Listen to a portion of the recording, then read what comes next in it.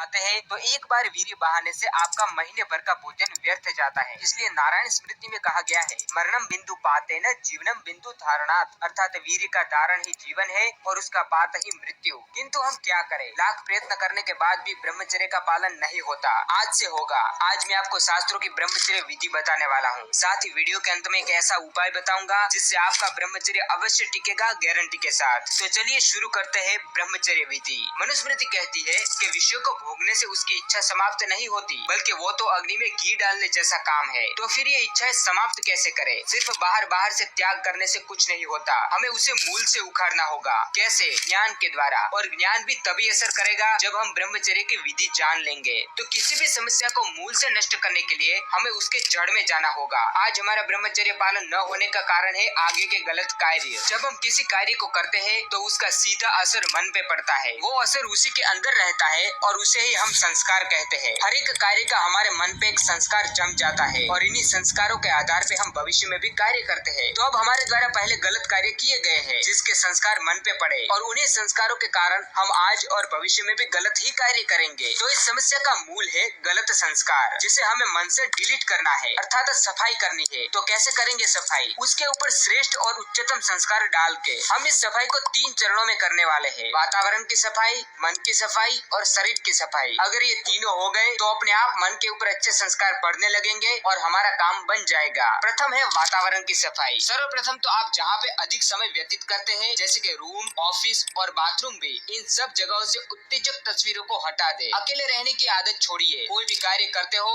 तो खुले में करिए जहाँ सब लोग आपको देख सके। किंतु इसके अलावा आप 2 और जगहों पे भी अधिक समय व्यतीत करते हैं, मोबाइल और कंप्यूटर। मोबाइल में से हर एक वो चीज निकाल दे जो आपको उत्तेजक बनाती है। सोशल मीडिया पे उन्हीं लोगों को फॉलो करें जो आपके जीवन में कुछ ऊंचा दे रहे हैं। कंप्यूटर में भी इसी तरह की साफ सफाई होनी चाहिए। आप स्वयं उनके मालिक बनिए, नौकर नहीं। दूसरा है मन की सफाई। इसके लिए मैं आपको 2 ही वस्तुएं बता रहा हूँ, सत्संग और बुक्स। उन ऊंचे व्यक्तियों को सुने जिनकी चेतना वास्तव में ऊपर उठ चुकी है। वही वचन आपको पार कराएंगे। मेरे जीवन में यदि किसी ने परिवर्तन किया है तो वो है सिर्फ पुस्तकें। ये आपके मन को बिल्कुल निर्मल बना देगी। भक्ति, ज्ञान और देश हित की पुस्तकें पढ़े जो आपको वास्तविक जीवन से परिचित कराएगी। जब मन निर्मल होगा तभी उस पे उच्च संस्कार पड़ेंगे जो न सिर्फ ये जन्म बल्कि आपका आगे का जन्म क्या होगा ये भी निश्चित करेंगे। किंतु जब कामेच्छा उठती है तब कुछ याद नहीं रहता, सब कुछ भूल जाते हैं। अपनी इस कामेच्छा को नियंत्रण में कैसे लाएं, इसके ऊपर मैं थोड़ी ही देर में बात करूंगा। पहले हम तीसरा शरीर की सफाई देख लेते हैं। मुख्य 2 वस्तुएं हैं, श्रम और आहार। प्रथम श्रम। शरीर को उस हद तक थका दीजिए कि वो कामुकता में सक्षम ही न हो पाए। किसी भी तरीके से थकाइए। वीर्य में इतनी ताकत होती है कि बिना शरीर को थकाए या फिर काम किए वो पचेगा ही नहीं। दूसरा है आहार। छांदोग्य उपनिषद कहता है, आहार शुद्ध होने से चित्त शुद्ध होता है और चित्त शुद्ध होने से भगवान का निरंतर स्मरण बना रहता है। आहार शब्द के 2 अर्थ होते हैं, सूक्ष्म और स्थूल। सूक्ष्म अर्थ है कि जो कुछ भी आहत है वही आहार है। मुख्य 5 विषय है जिन्हें हमारा मन ग्रहण करता है या यो कहिए कि उसका आहार लेता है। शब्द, स्पर्श, रूप, रस और गंध। मन जैसा सुनेगा, स्पर्श करेगा या देखेगा वैसा ही उसका निर्माण होगा। जैसे कि हम जिस प्रकार का खाना खाते हैं उसी तरह हमारे शरीर का ढांचा बनता है, वैसे ही मन जिस विषय का ग्रहण करेगा उसी तरह उसका निर्माण होगा। इसलिए न ऐसी बात सुनिए, न कोई ऐसी वस्तु को स्पर्श कीजिए और न कोई ऐसा रूप देखिए जो आपके मन को उत्तेजना दे। जिस प्रकार तीखा खाने से हमारा शरीर चंचल हो उठता है, वैसे ही ऐसी वस्तुएं देखने से मन चंचल हो उठता है, क्योंकि यही उसका आहार है। इसलिए मन को हमेशा सात्विक वस्तुएं ही दिखाइए। ये तो हुआ आहार का सूक्ष्म अर्थ। अब स्थूल अर्थ देखते हैं। सूक्ष्म अर्थ मन के लिए है और स्थूल अर्थ शरीर के लिए। शरीर को राजसिक और तामसिक पदार्थों का ग्रहण न कराए, वो न सिर्फ आपके शरीर पे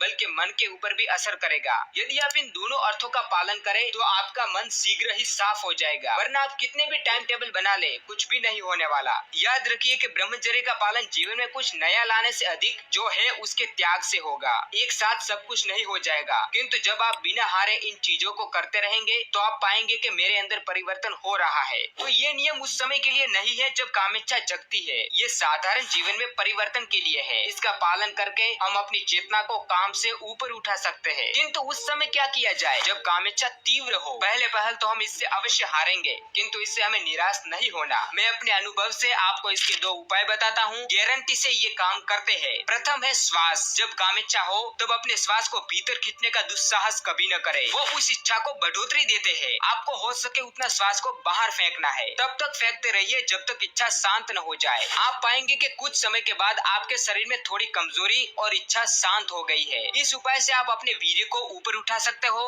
और अधिक अभ्यास से इच्छा धीरे धीरे कम हो जाती है। दूसरा उपाय है नाम। एक 108 पारों वाली माला लीजिए और अपने ईश का मंत्र जपना शुरू करें। सिर्फ नाम नहीं, मंत्र जपिए। नाम से मन जल्दी भटकता है। पहले 8-10 मंत्र में ही आप पाएंगे कि कामुकता समाप्त हो रही है, किंतु पूरे 108 जपिए ताकि वो मूल से नष्ट हो जाए। इसमें भी प्रथम शर्त लागू पड़ती है, श्वास को बाहर फेंकना है, भीतर मत लीजिए। ये भी मेरा अनुभव है। यदि ये कुछ भी न कर सको तो आखिरी उपाय बताता हूँ, सत्संग। अच्छे व्यक्ति का संग आपको अवश्य ऊपर उठाएगा। इसके अतिरिक्त एक बुक है ब्रह्मचर्य, हो सके तो मैं लिंक दे दूंगा। उसने भी मेरे जीवन में काफी परिवर्तन लाए हैं। हार मत मानिए, 1000 बार गिरेंगे पर हारिए मत। मिलेंगे हम अगले वीडियो में, तब तक जय श्री राम।